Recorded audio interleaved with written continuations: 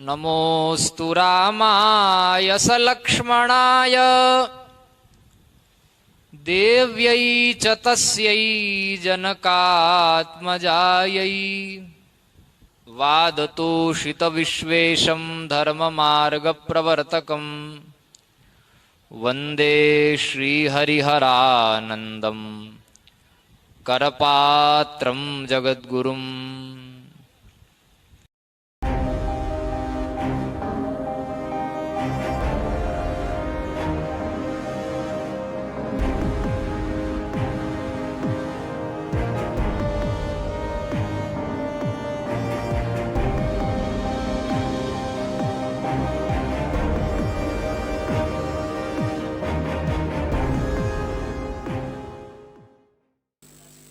जी, कल आपने बोला था शंकराचार्य की षण्मत, वो जरा लिखवा देंगे प्लीज।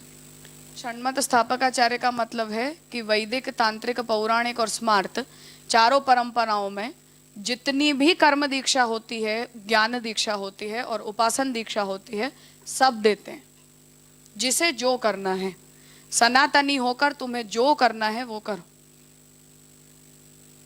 क्योंकि बहुत से मार्ग, उनकी परंपराएं, उनके गुरु, ये सब लुप्त हो गए हैं।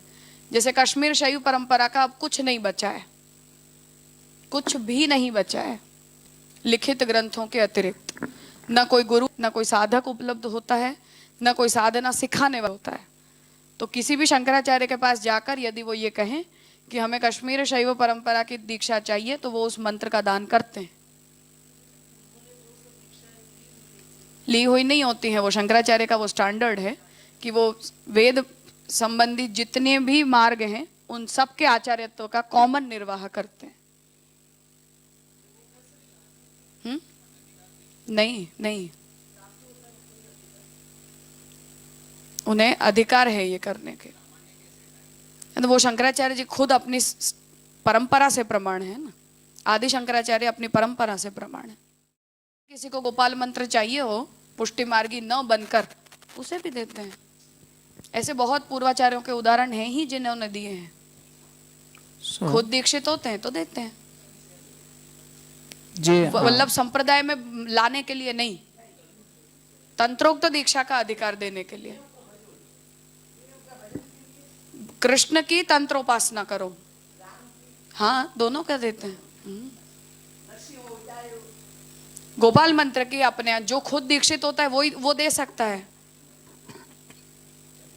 तो यहाँ बालकों को जब ताजी काका गायत्री दीक्षा देते हैं तो किस अधिकार से देते हैं?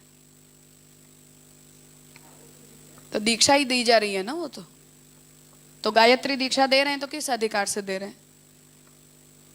ऐसे गोपाल मंत्र की दीक्षा भी कोई व्यक्ति पुष्टि मार्गी नहीं हो और स्वतंत्र तंत्रोक्त पूजा कृष्ण की करना चाहता हो, शालिग्राम उपासन करना चाहता हो, तो गोपाल मंत्र की दीक्षा क्यों नहीं दे सकते हैं? दे ही सकते हैं ना, खुद दीक्षित हो दे सकते हैं। उस अधिकार से शंकराचार्य जी ने जब बौद्ध मत के प्रचलन के बाद अपनी सब परंपराओं को रिवाइव किया, तो केवल ज्ञान परंपरा को नहीं रिवाइव किया है, हर परंपरा को रिवाइव किया है।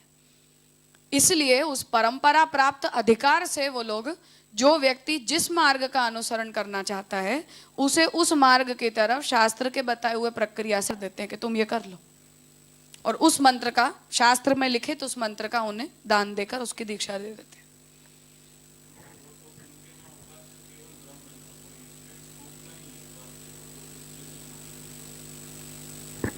उनकी परंपरा, उससे प्रश्न नहीं है। जब मतलब स्वयं मैं वही कह रही हूं कि विष्णु मंत्रोपदेश यदि करना हो तो तंत्रोक्त मंत्र का उपदेश देना आचार्य होने के नाते परंपरा से उनके वहां अधिकार मान्य है। मतलब ये सिद्धि वो शास्त्र प्रमाण से नहीं पर परंपरा प्रमाण से ही, परंपरा प्रमाण से देंगे। वही मैं कह रही हूँ, आदि शंकराचार्य की परंपरा प्रमाण से अधिकार है ये, इसीलिए उन्हें षण्मत स्थापकाचार्य कहा जाता है। और उसी बल पर आदि शंकराचार्य जी को जगत गुरु की उपाधि दी गई थी, जो सबके लिए जेलसी का सब्जेक्ट बन गया। तो जगत गुरु का मतलब यह था कि सनातन परंपरा की हर परंपरा के, क्योंकि वो सब खो चुकी थी, प्रॉब्लम थी ये। तो किसी को करना है, मानो कश्मीर शैव परंपरा का अनुसरण करना है, वो मार्ग ही नहीं बचा। तो तुम पढ़ सकते हो सब कुछ, पर कोई उसका एप्लीकेशन बताने वाला तो कोई चाहिए ना, क्योंकि शास्त्र का आचरण करने की मेरी तो योग्यता नहीं है कि अभिनव गुप्त को या इन सबको पढ़कर मुझे सब कुछ समझ में आ जाए। तो वो मुझे बता देंगे कि हाँ ऐसा ऐसा है, इस तरह से समझ लो, ऐसा कर लो, शंका है तो उनसे जाकर पूछ लो, ऐसे करते हैं।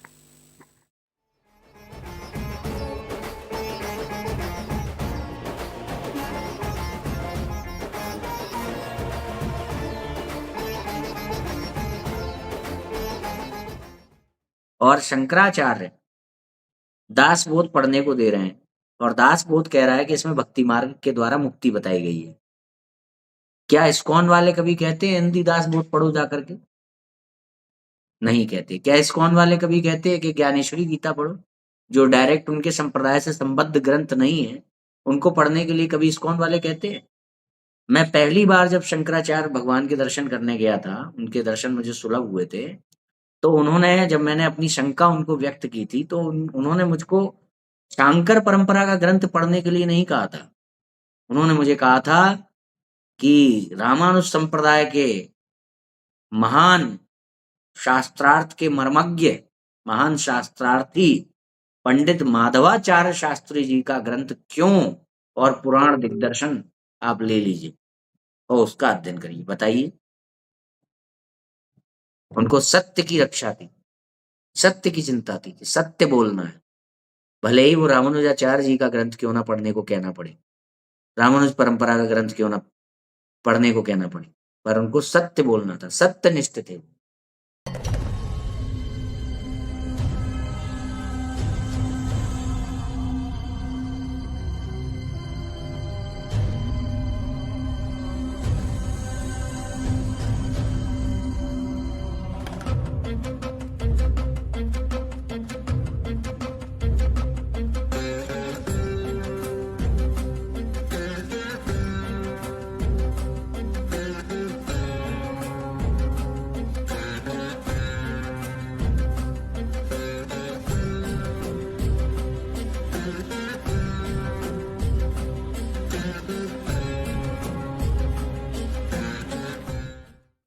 मध्वाचार्य जी आखिर भगवान को मानते हैं और भगवान से ही सृष्टि की उत्पत्ति को भी स्वीकार करते हैं। भले ही जीव और ईश्वर में भेद मानते हैं, लेकिन वे 80% भगवान शंकराचार्य महाभाग का जो सिद्धांत है उसके सन्निकट हैं। क्यों हैं? बल्कि और भी कह सकते हैं, कर्मकांड परक 80% श्रुतियाँ हैं, उनको लेकर इन आचार्यों में कोई भेद नहीं है, मतभेद नहीं। उपासना कांड परक 16% श्रुतियाँ हैं, उनको लेकर भी इन वैष्णवाचार्यों के साथ शंकराचार्य का कोई मतभेद नहीं है। इसका अर्थ हुआ कि एक प्रकार से 96% सामंजस्य शंकराचार्य जी और मध्वाचार्य जी के सिद्धांत का हो जाता है। कल मैंने एक प्रश्न के उत्तर में कहा था कि आखिर 13वें अध्याय के अंतिम श्लोक की व्याख्या में तो कट्टर द्वैतवादी मध्वाचार्य जी ने उसी तथ्य को अपना लिया जिस तथ्य को भगवान शंकराचार्य जी ने पहले से ही उद्भाषित किया था। विशिष्टाद्वैत को मानते हैं श्री रामानुजाचार्य महाभाग को, तो 1% भगवान शंकराचार्य के सन्निकट और पहुंच जाते हैं, 97%। और अगर हम निम्बार्काचार्य जी के पक्ष को स्वीकार करते हैं तो 1% और शंकराचार्य के सन्निकट पहुंच जाते हैं, 98%। वल्लभाचार्य जी के सिद्धांत को स्वीकार करते हैं तो 1% भगवान शंकराचार्य के नज़दीक और पहुंच जाते, 99%। 99, 98, 97, 96% तालमेल है। तो इसको लेकर क्या कहा? 99 वल्लभाचार्य जी, फिर 98 निम्बार्काचार्य जी, 97 रामानुजाचार्य जी, तो 96 मध्वाचार्य जी। इन आचार्यों से हमारा इतना प्रतिशत तालमेल है, सामंजस्य है, तो 4% या 1% को लेकर विवाद की तो बातें नहीं है। वो भी सत्य सहिष्णुता की क्रमिक अभिव्यक्ति की भावना से प्रतिशत की बात है। कल हम लोग चर्चा कर रहे थे श्री रामानुजाचार्य, श्री रामानंदाचार्य, श्री निम्बारकाचार्य, श्री विष्णु स्वामी आचार्य, श्री वल्लभाचार्य, श्री मध्वाचार्य, श्री चैतन्य महाप्रभु इत्यादि जितने आचार्य हुए हैं, इन सभी संप्रदायों को अगर आप देखेंगे तो ये एक मंत्र विशेष को लेकर के संप्रदाय परंपरा है। बहुत ध्यान से श्रवण करना। प्रायः हिंदुओं के मन में यह जिज्ञासा होती है कि बहुत से संप्रदाय हैं, ऐसे शांकर संप्रदाय भी है, फिर शंकराचार्य ही सार्वभौम धर्मगुरु क्यों हैं? रामानुजाचार्य ने कोई रामानुजाचार्य की पीठ नहीं बनाई, कोई पद नहीं बनाया। आज जो रामानुजाचार्य इत्यादि जो भी वैष्णवाचार्य हैं, किसी पर आक्षेप में हमारा तात्पर्य नहीं है, किंतु यह तथ्य है कि रामानुजाचार्य जी ने कोई रामानुजाचार्य परंपरा नहीं बनाई, कोई पद नहीं चलाया। न रामानंदाचार्य जी ने किसी को रामानंदाचार्य बनाया, न निम्बारकाचार्य जी ने किसी को निम्बारकाचार्य बनाया, न वल्लभाचार्य जी ने उनके 9 पुत्रों में से जो ज्येष्ठ श्रेष्ठ थे गोस्वामी विठल नाथ जी, उनको उन्होंने वल्लभाचार्य नहीं कहा। मध्वाचार्य ने अपने किसी शिष्य को मध्वाचार्य नहीं बनाया। बाद में शंकराचार्य का अनुगमन करने के स्थान पर कल्पित ढंग से ये सब पद आज भारत में चल रहे हैं, इसमें हमारा तात्पर्य नहीं है। इन सभी आचार्यों ने सार्वभौम धर्मगुरु शंकराचार्य को माना है। ये सब आचार्य शंकराचार्य के बाद हुए और उस समय चारों पीठ के मान्य शंकराचार्यों को ही इन आचार्यों ने सार्वभौम धर्मगुरु जगत गुरु माना। और भगवान शंकर ने तो घोषणा की, कलावत्रे भवाम्य हम। सतयुग में आप पुराणों को उठाकर पढ़ें, स्मृतियों को उठाकर पढ़ें, सतयुग में भगवान ब्रह्मा ही जगत गुरु हैं और त्रेता में द्वितीय ब्रह्मा जी के समान ही सामर्थ्य को धारण करने वाले ब्रह्मपुत्र वशिष्ठ जी जगत गुरु हैं त्रेतायुग में। और द्वापर में कृष्ण द्वैपायन भगवान व्यास ही जगत गुरु हैं। और कलयुग में भगवान शंकर ने शिव पुराण का परिशिष्ट वायु पुराण वहां पढ़े हैं, वहां भगवान शिव ने घोषणा की है कि कलयुग में मैं ही जगत गुरु हूं। मंडित रूप में एक दंड धारण किया हुआ यजुर्वेद कहता है, नमः कपर दिने च युक्त केशाय च। जटाजूट वाले शंकर जी का वर्णन है, नमः कपर दिन युक्त केशाय च। मुंडित शिर वाले शंकर को वेद प्रणाम कर रहा है, युक्त केशाय च। मुंडित सिर वाले शंकर कहाँ हैं भाई? तो भविष्य पुराण में घोषणा की कि मुंडित सिर वाले शंकर शंकराचार्य हैं, जो कलयुग के आरंभ में वैदिक सनातन धर्म को, जब चारों धाम लुप्त हो जाते हैं कलयुग में, 12 ज्योतिर्लिंगे, 52 शक्ति पीठें, चारों कुंभ की मर्यादाएं लुप्त हो जाती हैं, वर्णाश्रम व्यवस्था लुप्त हो जाती है, शून्यवाद, निरीश्वरवाद, नैरात्यवाद छा जाता है, वेद विरोधी जब आच्छादित हो जाते हैं, उस समय सनातन धर्म की पुनर्स्थापना के लिए भगवान शंकर ही शंकरम शंकराचार्यम शंकराचार्य के रूप में प्रकट होते हैं। और मेरी पीठ के जो 4 मेरे द्वारा प्रतिष्ठापित मेरे शिष्य शंकराचार्य होंगे, वो साक्षात मेरा ही स्वरूप माने जाएंगे। भगवान शंकराचार्य कह रहे हैं, अस्तु, मेरा स्वरूप माने जाने के कारण 4 पीठ के शंकराचार्य कलयुग के अंतिम चरण तक ये परंपरा चलेगी, वे ही चारों जगत गुरु होंगे। ये भगवान शिव की घोषणा है। अन्य जो संप्रदायों की परंपरा है, उसी प्रकार शांकर संप्रदाय की परंपरा है, ऐसा नहीं समझना चाहिए।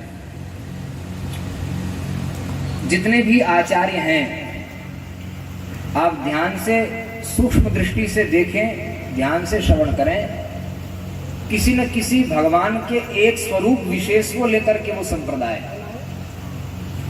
श्री निम्बार्क संप्रदाय में युगल स्वरूप की आराधना है। श्री पुष्टि मार्ग में विष्णु स्वामी वल्लभाचार्य जी के यहाँ बालक भगवान, बाल रूप में जो कृष्ण है, उनकी आराधना है। श्री रामानुज संप्रदाय में श्री सीताराम जी की आराधना है।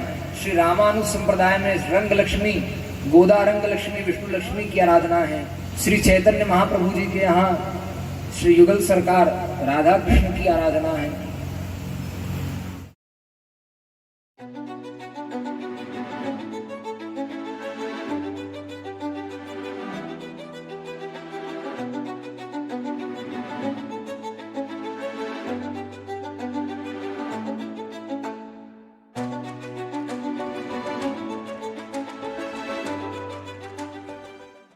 लेकिन वहां रहने वाले जो पंडित हैं ऋग्वेद की शाकल शाखा के उदाहरण दे रहे हैं।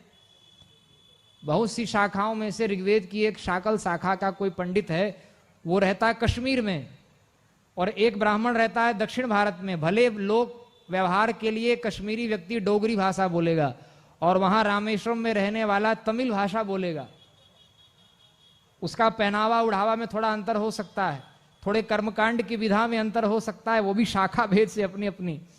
लेकिन वेद मंत्र का उच्चारण, कितने समय तक उसका उच्चारण करना है, उसकी स्क्रिप्ट्स वो हजारों वर्ष पहले, हाँ, हिमालय की चोटी में कश्मीर में जैसा है वैसा का वैसा, एक शब्द, एक वाक्य, एक अक्षर, एक मात्रा का भी भेद नहीं, वैसा का वैसा हजारों किलोमीटर दूर रामेश्वरम में